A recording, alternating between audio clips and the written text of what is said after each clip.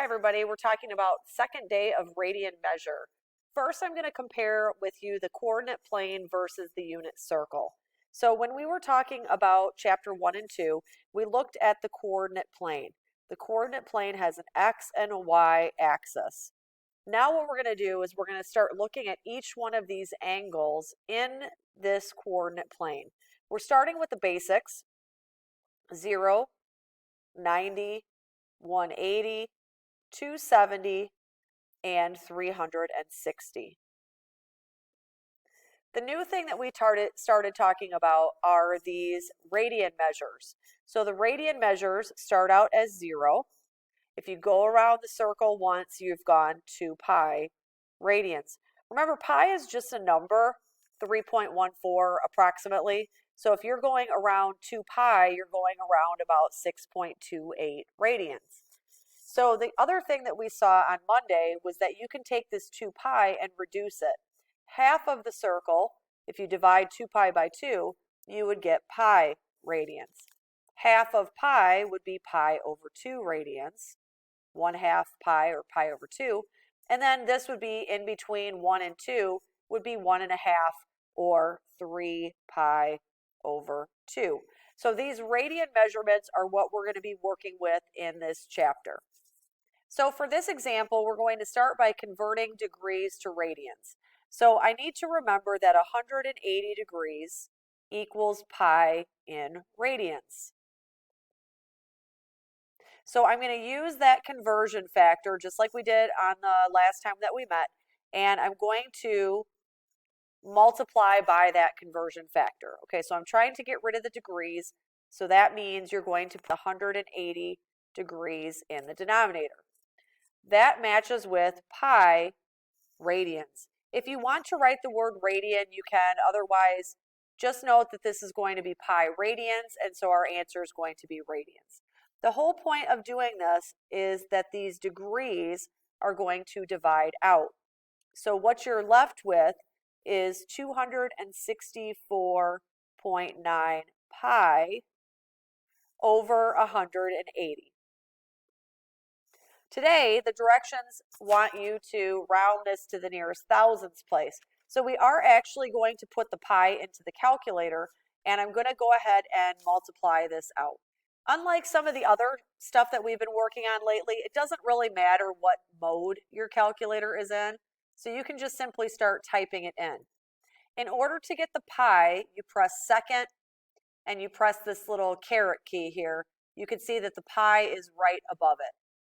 Okay, now I'm going to go ahead and hit enter because I don't want my calculator to get confused with too many operations at once. So I need to find the numerator first, and then I'm going to divide by the 180.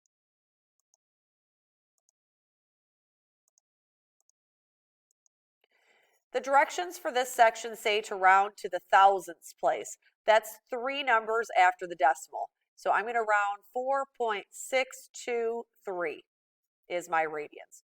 4.623. And you can see that I labeled it with radians. In example 1b here, we're going to do the same thing. We're taking this degrees and we're turning it into radians. Now this is actually degrees and minutes. So before we can turn this into a radian, we need to put this into a form that can be put in the calculator, like decimal form. So I'm going to have to take this 50 minutes and I need to change that back into a decimal. So remember, 1 degree equals 60 minutes. So what I can do is I can divide by 60. So go to your calculator and let's divide. So when I divide that out, you can see that I get 0.83 repeating. There's no real right or wrong way how to round this number. You can round it to 0.8, 0.83, 0.833. The more 3's you put in, the more accurate your answer is going to be. I'm just going to put 0.833 just to kind of be a little consistent. If you put 0.83, that's fine. And that's the decimal amount of minutes, and 174 is still my whole degrees. Now, I haven't solved any problem yet. So far, all I have done is I have figured out how many parts of a degree I have by dividing this by 60. The goal here is to still convert this to radians. So I'm going to have to multiply by this conversion factor. And keep in mind that 180 degrees equals pi radians. So I'm going to put the unit that I'm trying to get rid of, that would be the degrees. The degrees go in the denominator. So I'm going to put that 180 at the bottom, the denominator. And I'm going to put the pi at the top. Remember, pi is just a number. It's approximately 3.14. Okay, I'm going to write out what I've got here.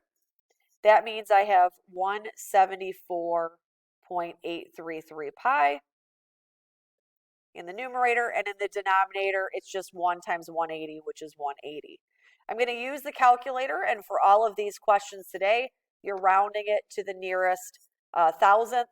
So go ahead and type in the pi actually into your calculator.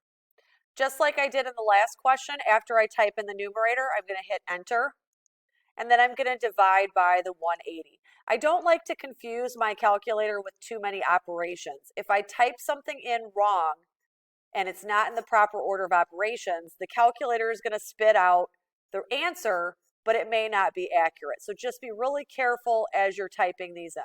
Okay, so 3.051. And this would be radians.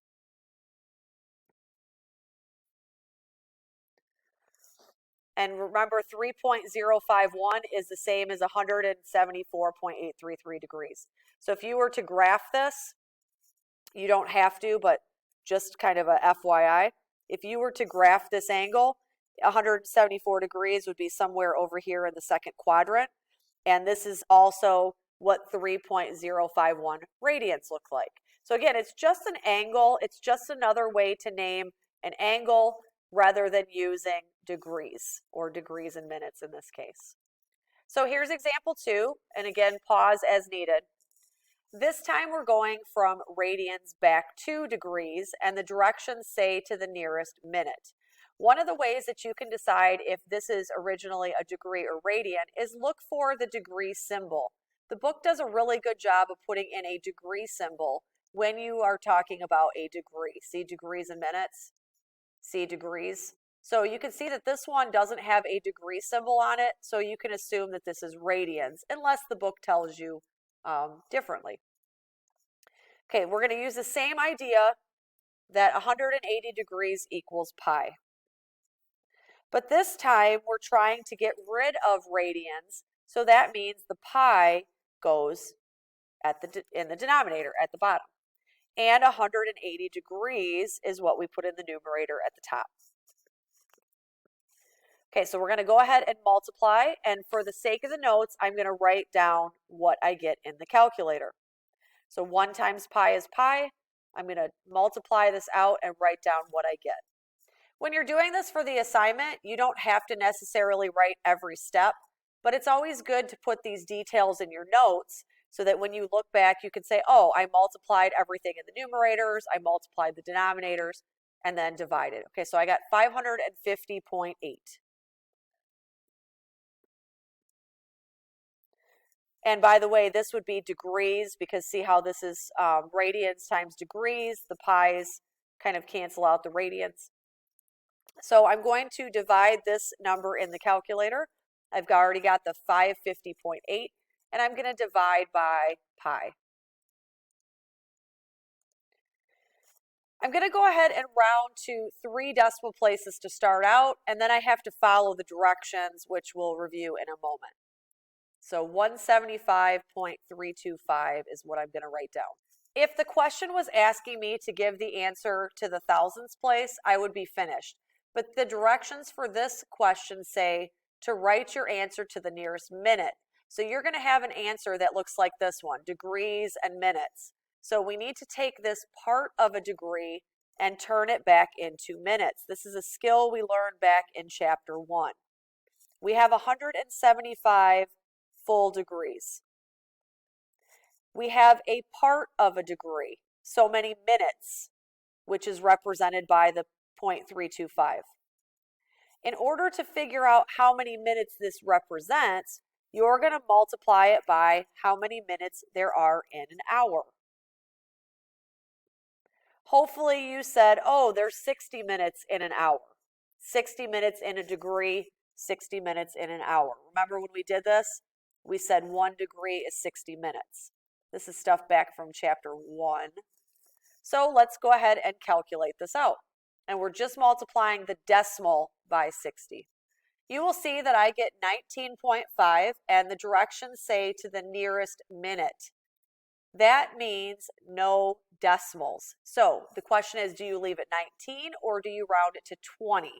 Hopefully you're noticing that this number behind the 19 is a 5, so that means we need to round this up to 20. So 20 minutes. So if you have an angle that is 3.06 radians, it means it's 175 degrees and 20 minutes. This is our last example, so you're going to write this one down. And again, this is radians. I know it because I don't see a degree symbol, so I can assume it's radians. So I'm going to try to get rid of radians. That means I'm going to divide by pi and multiply by 180 degrees. Again, for the sake of the notes, it's always good to write out some more details. So I'm going to multiply this out and I'm going to write that number in the numerator. And then, of course, 1 times pi is pi. Okay, so you can see what I got when I multiplied those together.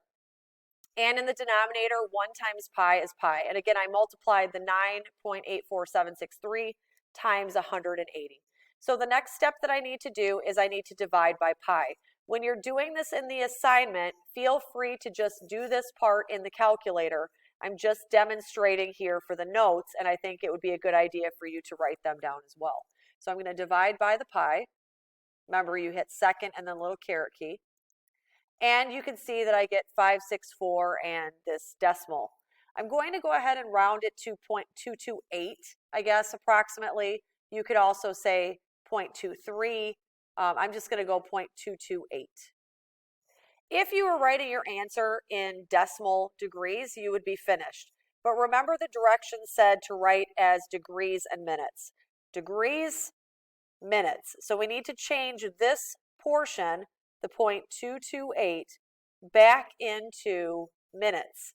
So in order to do that, remember you multiply by how many minutes are in a degree. 60. We have 564 full degrees, and this is going to be a certain number of minutes. So type that into your calculator to figure out how many. You will see that I get 13.68. Nearest minute means there should be no decimal. So instead of 13.68, you should round that to 14 full minutes. So this angle would be 564 degrees and 14 minutes. So this is the assignment that goes along with this problem set. Have a great day.